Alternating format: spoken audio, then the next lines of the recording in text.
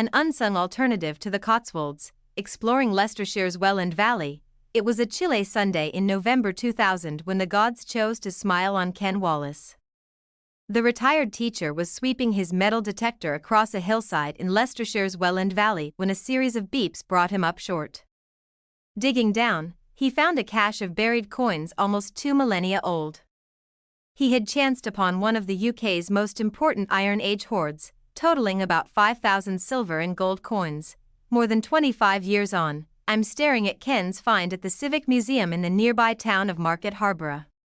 The now gleaming coins are decorated with wreaths and horses. They're about the size of 5p pieces. But speak of a wild-eyed age of tribal lands and wind-swept hill forts, hidden riches are something of a local theme here. The treasure was unearthed close to the Leicestershire-Northamptonshire border, in a sloping, sheep-dotted landscape where the River Welland ribbons eastwards in no special hurry. The town, people just call it Harb, one of the museum staff tells me, is the main settlement in this stretch of the valley.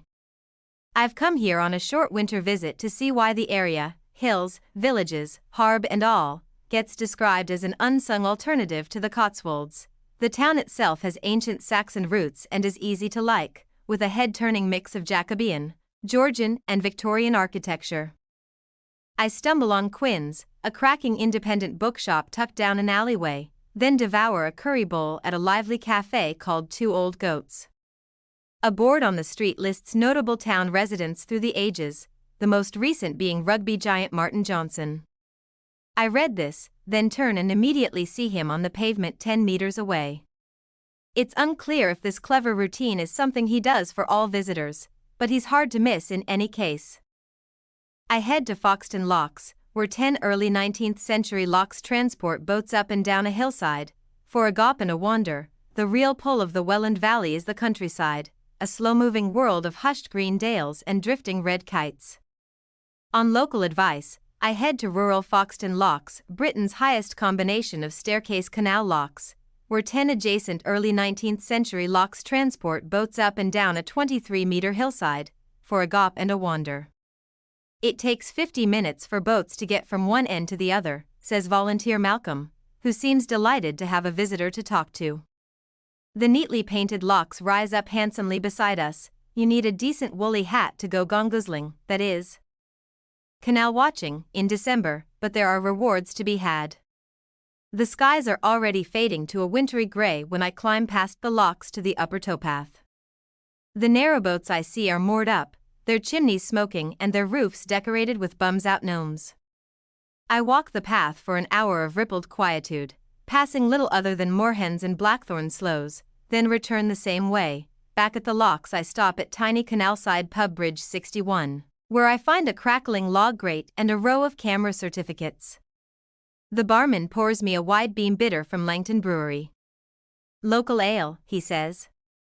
From 3 miles up the way as the crow flies. Proof, it turns out, that beer doesn't have to travel far to hit the spot.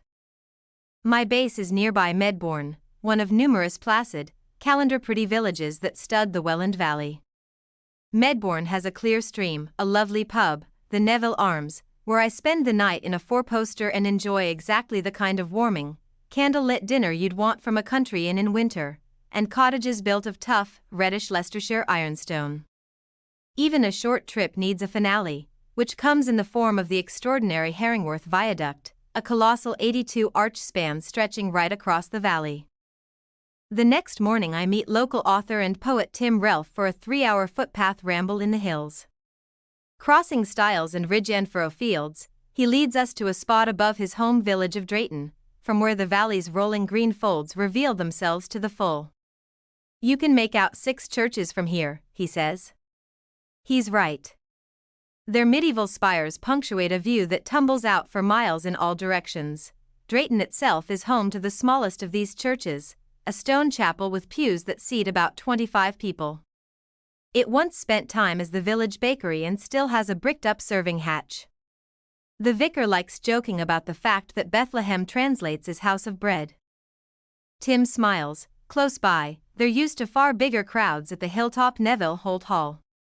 In early summer, The great I-listed hall draws thousands of opera and music lovers for its annual arts festival. Though when we pass it on this midweek December morning, its trimmed lawns and topiary are as quiet as everywhere else. We finish in Great Easton, another village of thatched roofs and wide lanes. It has a little cafe, aptly called the Great, where I refuel on coffee and sticky spiced ginger cake before heading to Ibrook Reservoir on the village outskirts. It's a glorious spot for winter birding, teal, widgeon, and great white egrets in the shallows, a 200-strong flock of lapwings billowing overhead, and completely uncommercialized. With a tiny car park and just one other birdwatcher. He's excited at seeing 5 smew a little earlier. I give it an hour and don't see them, but still leave feeling enchanted.